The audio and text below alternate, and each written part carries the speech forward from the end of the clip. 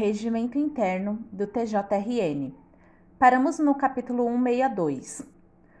O presidente da sessão manterá a disciplina no recinto, devendo, inciso 1, manter a ordem e o decoro na sessão, inciso 2, advertir ou ordenar que se retirem da sala da sessão os que se comportarem de modo inconveniente, inciso 3, prender quem no recinto cometer infrações penais, autuando-os na forma prescrita pelo Código de Processo Penal, lavrado o auto pelo secretário. Inciso 4. Requisitar, quando necessário, força policial. Inciso 5. Exortar os advogados e o órgão do Ministério Público a que discutam a causa com educação e urbanidade, não tolerando o uso de termos ofensivos, nem de intervenções impróprias e cassando a palavra a quem advertido reincidir. Artigo 63. A transmissão radiofônica ou televisionada e a filmagens das sessões, bem como a gravação ou taquigrafia dos debates por elementos estranhos ao tribunal, só poderão ser feitas com o consentimento do presidente, que poderá ouvir, se necessário, os desembargadores presentes à sessão. Artigo 64.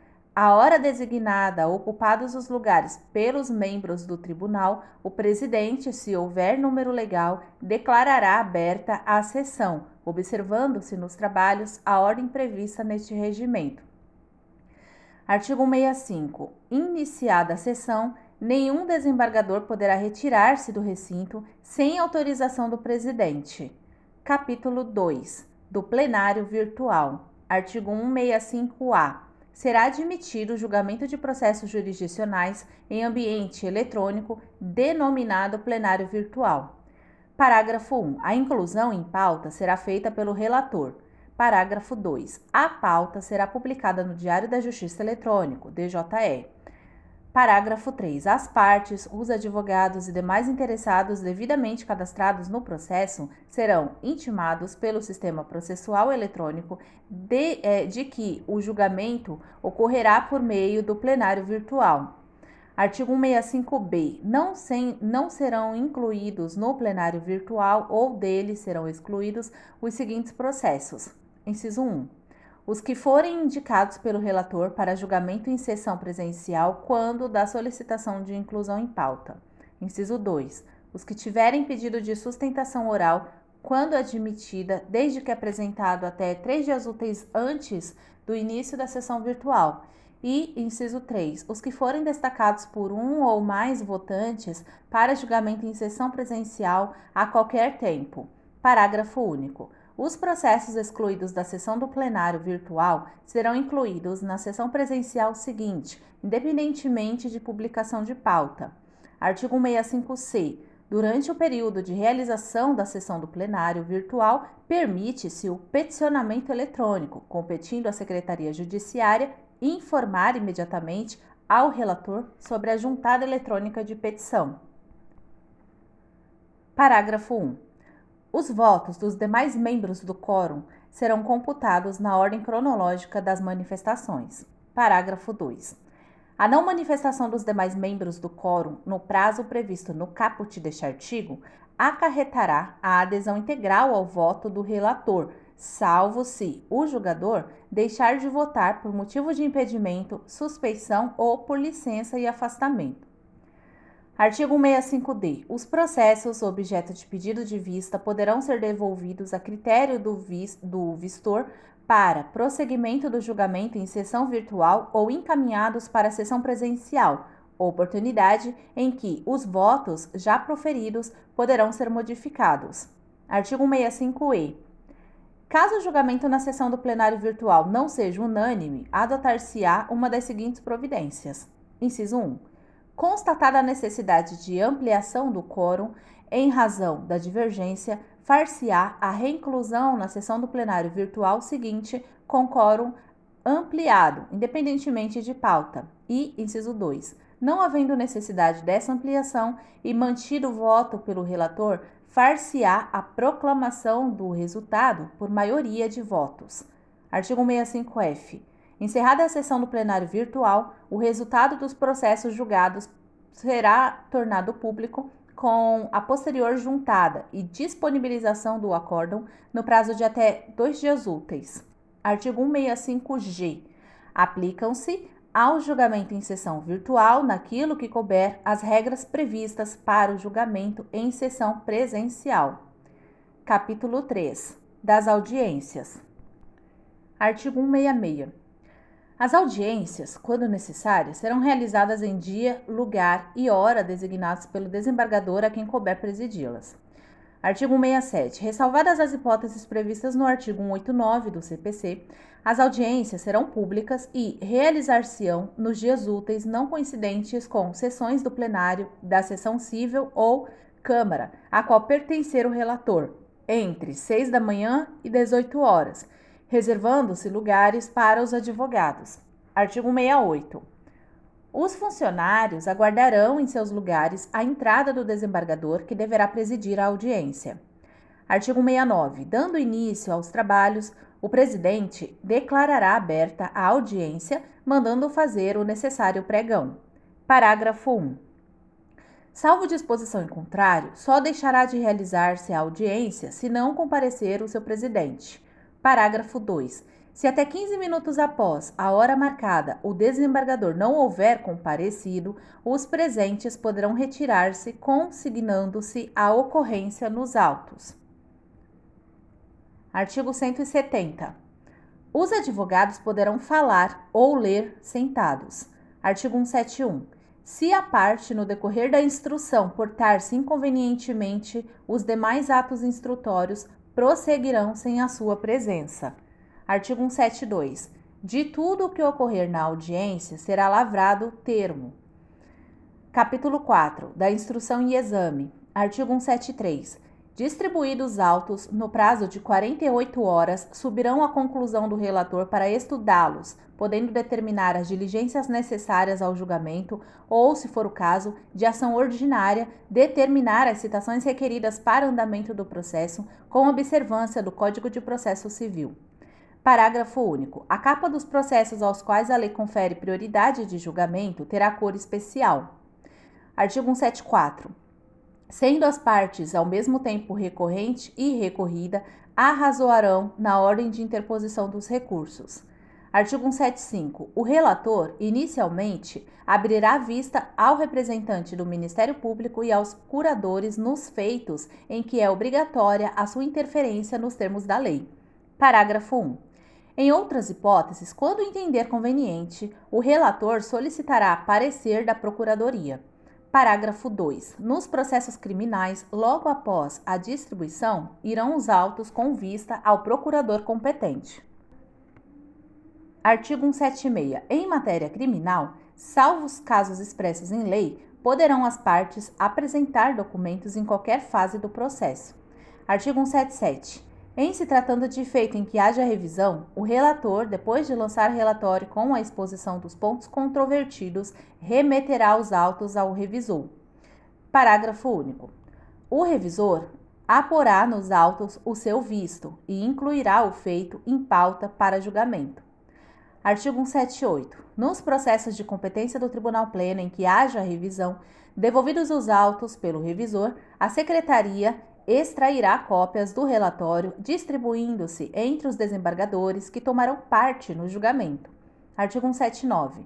Nos mandados de segurança e na representação, visando a intervenção no município, a Secretaria enviará aos desembargadores que participarão do julgamento cópias da petição inicial, das informações e do parecer do Ministério Público. Artigo 180. Quando o relator ou revisor verificar que o recurso foi interposto ou apresentado fora dos casos, da forma ou dos prazos legais, ou que são necessárias providências para esclarecimento da questão ou preenchimento de formalidades indispensáveis, apresentará os autos em mesa e, expondo oralmente a espécie, proporá o julgamento na mesma sessão ou na imediata, independentemente de inscrição e anúncio. Artigo 181. As passagens de autos para o revisor far-se-ão por intermédio da Secretaria, sendo aí registradas. Artigo 182. Os autos serão entregues aos desembargadores mediante protocolo ou meio eletrônico, no qual também será anotada a baixa, logo após a devolução. Capítulo 5. Do relator, do revisor e da vinculação. Seção 1. Do relator.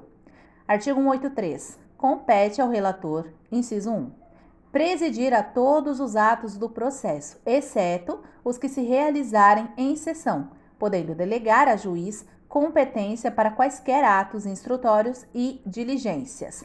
Inciso 2. Resolver as questões incidentes cuja decisão não competir ao tribunal por algum de seus órgãos. Inciso 3. Processar as habilitações, incidentes e restauração de autos. Inciso 4. Processar as exceções opostas.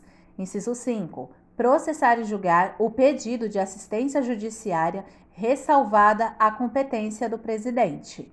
Inciso 6. Ordenar à autoridade competente a soltura de réu preso.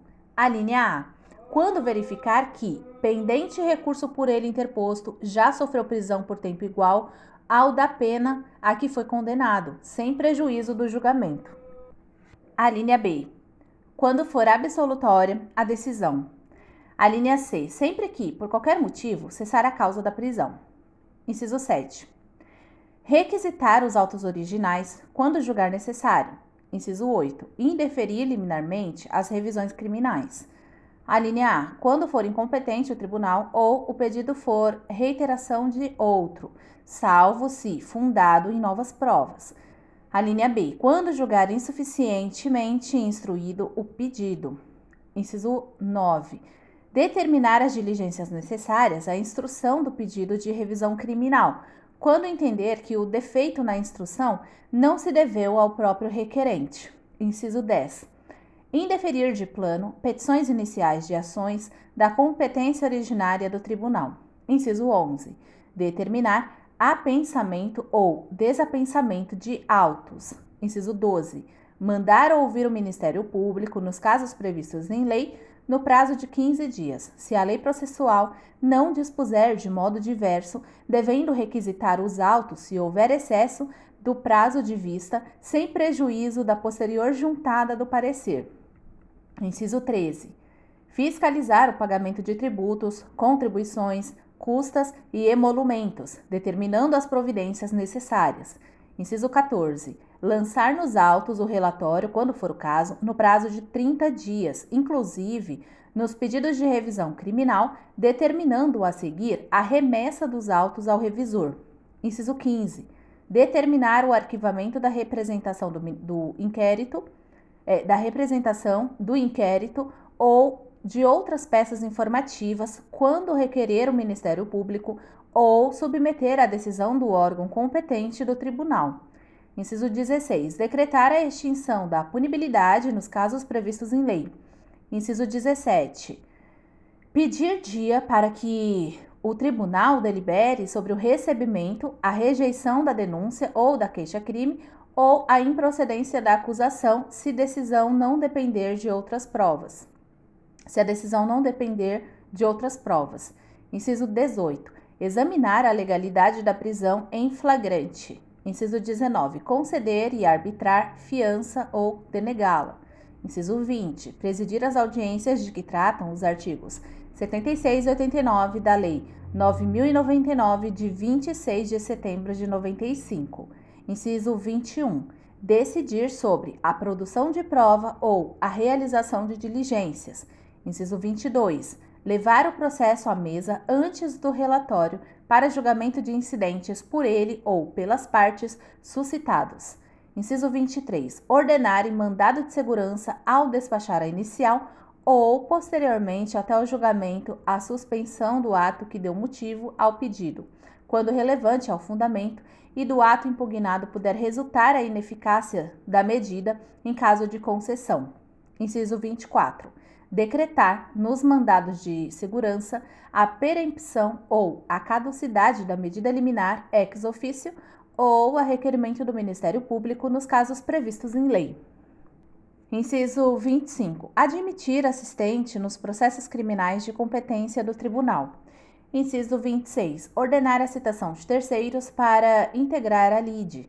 Inciso 27. Admitir litisconsortes, assistentes e terceiros interessados. Inciso 28. realizar tudo o que for necessário ao processamento dos feitos de competência originária do tribunal e dos que subirem grau de recurso. Inciso 29. Homologar desistências depois da distribuição e antes de incluído o processo em pauta. Inciso 30. Propor à Câmara que o julgamento do recurso obedeça ao procedimento estatuído no artigo 351 e seguintes deste regimento, quando se faça conveniente prevenir ou compor divergência ou objetivar a uniformização de jurisprudência do Tribunal. Inciso 31. Determinar todas as medidas necessárias ao cumprimento de suas próprias decisões. Inciso 32. Determinar o suprimento de formalidades sanáveis até a inclusão do feito em pauta para julgamento. Inciso 33. Propor de ofício ou a requerimento da parte, do Ministério Público ou da Defensoria Pública, ocorrendo a hipótese de assunção de competência, que seja o recurso, a remessa necessária ou o processo de competência originária julgado pela seção cível. Inciso 34. Requerer ao presidente do tribunal a instauração de incidentes de resolução de demandas repetitivas, observado o que dispõe o artigo 977 do CPC. Inciso 35. Decidir o incidente de desconsideração da personalidade jurídica quando instaurado originariamente no tribunal. Inciso 36. Negar provimento a recurso que for contrário a linha A. Súmula do Supremo Tribunal Federal, do Superior Tribunal de Justiça ou do próprio tribunal. A linha B. Acórdão proferido pelo Supremo Tribunal Federal ou pelo Superior Tribunal de Justiça em julgamento de recursos repetitivos. A linha C. Entendimento firmado em incidente de resolução de demandas repetitivas ou de assunção de competência. Inciso 37. Depois de facultada a apresentação de contrarrazões, dar provimento ao recurso se a decisão recorrida for contrária a linha A. Súmula do Supremo Tribunal Federal, do Superior Tribunal de Justiça ou do próprio tribunal. A linha B. Acórdão proferido pelo Supremo Tribunal Federal ou pelo Superior Tribunal de Justiça em julgamento de recursos repetitivos. A linha C. Entendimento firmado em incidente de resolução de demandas repetitivas ou de assunção de competência. Inciso 38. Extinguir com fulcro, no artigo 316 do CPC, os feitos de sua competência originária. Inciso 39. Submeter ao Pleno, sessão ou câmaras questões de ordem para o bom andamento dos processos. Artigo 183-A. Artigo 183-A. O relator, considerando a relevância da matéria, a especificidade do tema objeto da demanda ou a repercussão social da controvérsia, poderá, por decisão irrecorrível, de ofício ou a requerimento das partes ou de quem pretenda manifestar-se, solicitar ou admitir a participação de pessoa natural ou jurídica, órgão ou entidade especializada, com representatividade adequada no prazo de 15 dias de sua intimação. Parágrafo 1. A intervenção de que trata o caput não implica alteração de competência e nem autoriza a interposição de recursos, ressalvadas a oposição de embargos de declaração. Parágrafo 2. Caberá ao relator, na decisão que solicitar ou admitir a intervenção, definir os poderes do amicus curiae. Artigo 184. O relatório nos autos, que deve conter a exposição sucinta da matéria controvertida pelas partes e da que de ofício possa vir a ser objeto de julgamento, é exigido. Inciso 1. Nas ações rescisórias, nos reexames necessários, nas apelações cíveis e nos embargos infringentes. Inciso 2. Nos desaforamentos dos pedidos de revisão criminal, nas apelações criminais referentes a crimes punidos com reclusão e nos embargos infringentes e de nulidade opostos nessas apelações. Artigo 185. Ao relator do acórdão compete: inciso 1. Determinar a remessa dos autos, a distribuição, quando forem opostos, e recebidos embargos infringentes e de nulidade, após apreciar a sua admissibilidade. Inciso 2. Relatar e votar os recursos interpostos das suas decisões. Inciso 3. Relatar e votar os embargos de declaração opostos aos acórdãos que lavrar. Artigo 186. A atividade do relator finda com o julgamento do feito, salvo se, nos processos de competência originária, houver necessidade de executar a decisão. Seção 2, do revisor. Artigo 187. Haverá revisão nos seguintes processos. Inciso 2. Apelações criminais referentes a crimes punidos com reclusão. Inciso 3. Revistas criminais. Inciso 5. Embargos infringentes e de nulidade. Artigo 188. Será revisor, quando admitido, desembargador que se seguir ao relator na ordem decrescente de antiguidade ou o mais antigo, se for o relator mais moderno. Parágrafo 1. No Tribunal Pleno, será revisor o desembargador mais antigo que se seguir ao relator. Parágrafo 2. Será vogal, na mesma ordem do artigo anterior, o desembargador imediato ou relator ou revisor e, em ocorrendo falta, o que se seguir na ordem decrescente. Parágrafo 3. Na jurisdição criminal, obedecer-se-á ao disposto no artigo 613 do Código de Processo Penal. Artigo 189. Compete ao revisor, inciso 1, sugerir ao relator medidas ordinárias do processo que tenham sido omitidas. Inciso 2. Confirmar, completar ou retificar o relatório. Inciso 3. Pedir dia para julgamento.